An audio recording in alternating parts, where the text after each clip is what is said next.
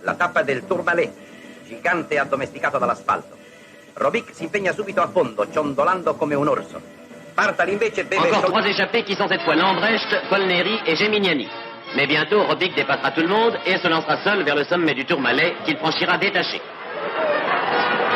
Calca a piedi e spallate le sue ultime illusioni. Dietro di lui Bartali pedala con sconcertante eleganza. Sul Tourmalet primo Robic, Bartali quarto.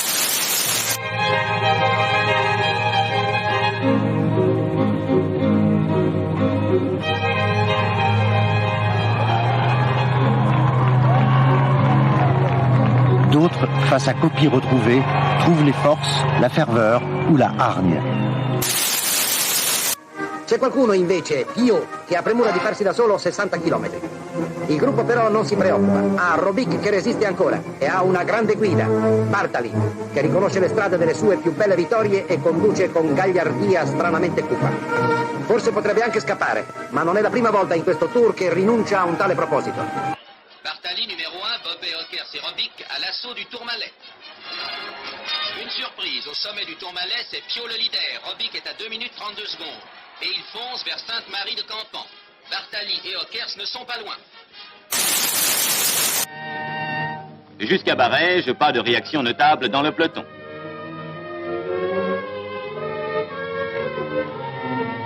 Pourtant, le luxembourgeois Dietrich, qui avait pris le large dès le départ, s'est assuré une avance de près de 10 minutes.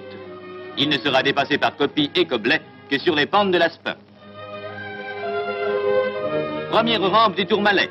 Le peloton, entraîné par Coblet, monte à vive allure.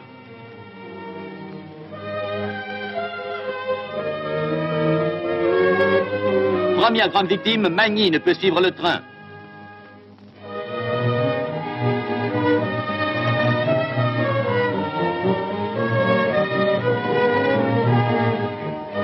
Revenons en tête.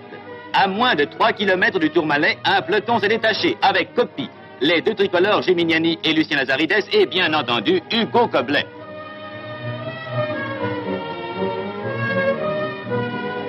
Victime d'une crevaison, Hugo Coblet a été lâché par Coppi, Gemignani et Lucien Lazarides.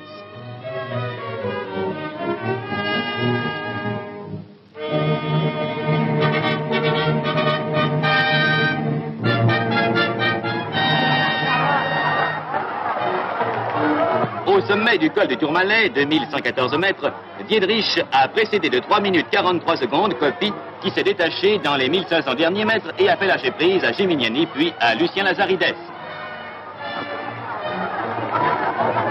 Ma sul Tourmalet assistiamo ancora alla sorpresa di un comprimario, Dideri, accanito sotto il sole rovente. Sul più alto colle della giornata è lui il primo a passare. Bartali beter dan Benegander, dat hem verder nog wacht. 3 bergen, de hoogste voorop, de Tourmalet, meer dan 2100 meter. Dan de Aspin, bijna 1500 meter. En de dreigendste van alle, de Père Sourde. Robic wil vandaag 3 plaatsen omhoog klimmen naar de top van het algemeen klassement, waar nu nog de Zwitser Scher staat, die hem verbeten volgt.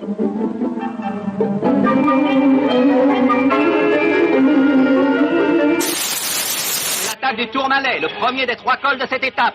Les géants de la route 1954 veulent confirmer leur valeur, mais le col est à 2113 mètres. Bahamontes désire être sacré roi de la montagne, il mène. Forestier attaque. Mais au sommet, l'Espagnol Bahamontes confirme sa valeur. I casi lievi mutamenti. Come era naturale, Poblet ha dovuto rinunciare a tanta preziosa compagnia ed è stato sostituito da Buchonnet. Au moment de passer du moins par Argelès et de s'embarquer sur Luz, alors que les premières pentes du Tourmalet, les voici, nous les rencontrons, l'avance du peloton sur les grands favoris était de 14 milliers cassés en 2 groupes de 2, tandis que le peloton, lui, aborde les rampes du Tourmalet, répétons-le, après d'un quart d'heure, des Rivières est parti du peloton en compagnie de Jean-Claude Anaert. Il marche bien, mais ce n'est pas ici que Rivière pourra montrer que c'est un merveilleux grimpeur, car devant lui, Bahamontes et Gaulle, liaison Bahamontes et Gaulle, mais c'est difficile pour Rivière-et-Anaer de pouvoir faire la chose qui consisterait à rattraper Gaulle et Bahamontes, alors que l'on en est exactement au milieu de la grimpée, de la très difficile grimpée. Énormément de monde aux 2114 mètres d'altitude du Tourmalet, et c'est Armand de Smet qui passe en tête devant Privat à quelques secondes. Marcel Janssens qui vient de changer de vitesse Puis au pied du col du Tourmalet qui, fort heureusement, aujourd'hui, était ouvert. Les coureurs groupés s'étirent dès les premières pentes, mais avec toujours au commandement le porteur du maillot jaune Nencini, flanqué de Rivière, d'Adrien Sens, et le col, la route du col, est longue de 17 km. C'est après Barège que le Suisse Jimmy se détache du groupe de tête, du gros peloton. Le Suisse Jimmy, qui est né à Zurich il y a 24 ans et qui n'avait pas fait beaucoup parler de lui jusqu'à maintenant. Nouvelle descente vertigineuse avec Robert Priou derrière Marcel Queheil en direction du contrôle de ravitaillement. Il passe de l'altitude 200 à l'altitude 2000, redescend à 250 mètres, remonte à 2800 mètres. C'est terrible.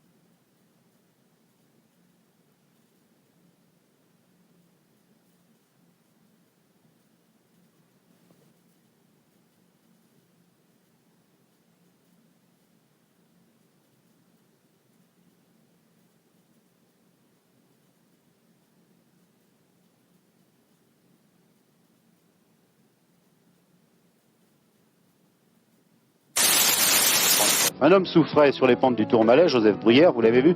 Finalement, il réussissait dans cette première grande étape des Pyrénées, le mardi 11 juillet, à sauver les meubles, comme l'on dit, puisque s'il n'appartenait pas au groupe de tête où il y avait le champion de Belgique Paul Entier, il y avait également Martinez, il y avait Zoutmelk et Hinault, c'était là le quatuor de tête. Eh bien, Paul Entier, démarrant au sommet du Tourmalet, avait creusé l'écart sur ses poursuivants, un écart sans conséquence. Derrière le Tourmalet, on descendait l'Aspin et on allait affronter Pladadès, où allait avoir lieu, 1h30 plus tard, la grande explication entre les prétendants à la victoire finale. Paul Entier était passé, en deuxième position Martinez avec son maillot d'équipe, Bernard Hinault toujours avec le maillot de champion de France.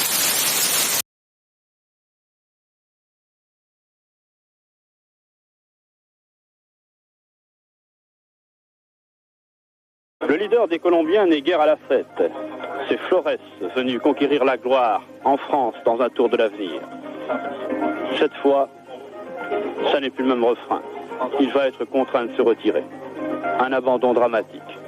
Il l'avait pourtant préparé, sa grande boucle.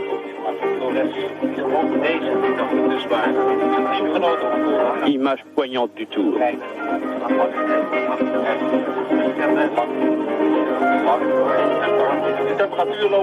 Et Raymond Martin, il y a 3 ans, il gagnait cette même étape pour Luchon. Il était premier des grimpeurs et il avait terminé 3e du Tour de France. Hier à l'honneur, aujourd'hui à la peine. But now he's in the Spanish team and near to Spain's borders.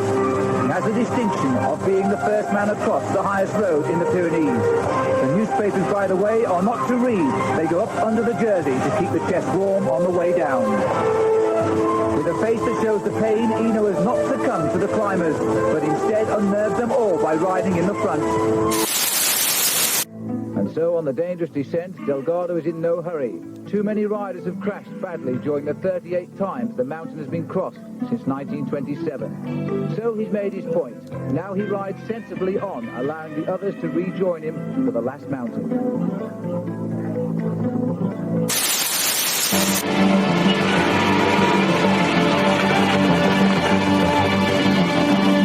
With 2 of the race's most dangerous men up front, the pursuit behind is relentless. As the riders have to stand on the pedals when the grade gets steeper and steeper. In the early part of this century, when these mountain roads were unpaved, the Tour men were forced to walk over these summits. Endurance and stamina were the keys to success in those days. Speed and anaerobic fitness are now more important.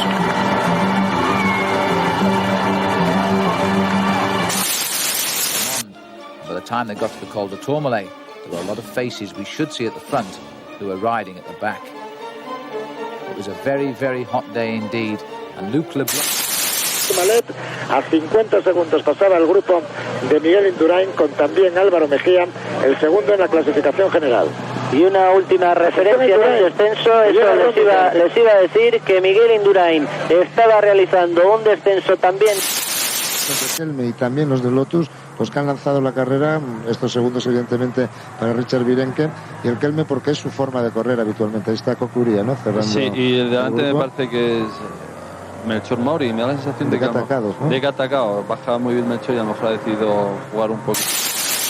Pressure after all. Well, let's join the action now as we start the climb of the Col de Tourmalet. The 2 riders out in front here. Later in the day, but one man thinking about survival is the yellow jersey, Cedric Vasseur, suffering on every climb of the day so far, Phil, but always fighting his way back. Of the Col de Tourmalet here. This is the high point in the Pyrenees at 2,115 meters, Paul.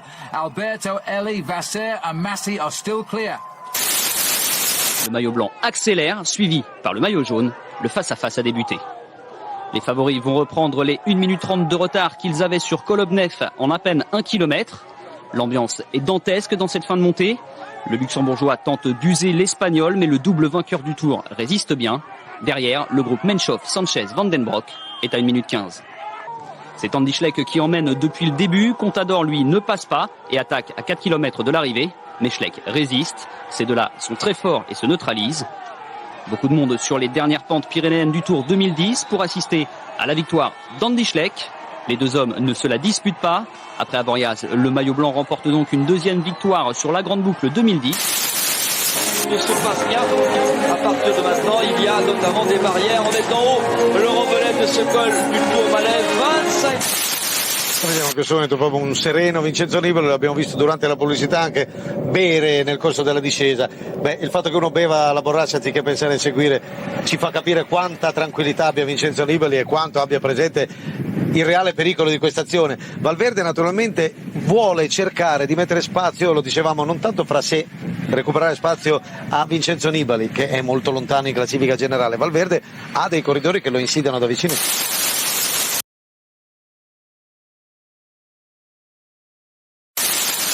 Plus d'1 kilomètre de l'arrivée sur une accélération d'Emmanuel Bourgmann, l'Allemand de la Bora. C'est Geraint Thomas qui craque.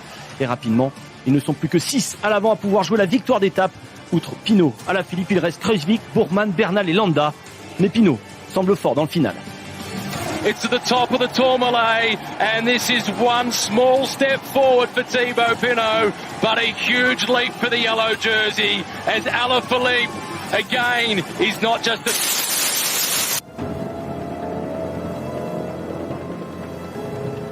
Ça va aller très vite maintenant. On va très vite se retrouver au pied de la montée vers l'Uzardiden. Quelle sera l'avance de David Gaudu au pied de l'Uzardiden? C'est la question.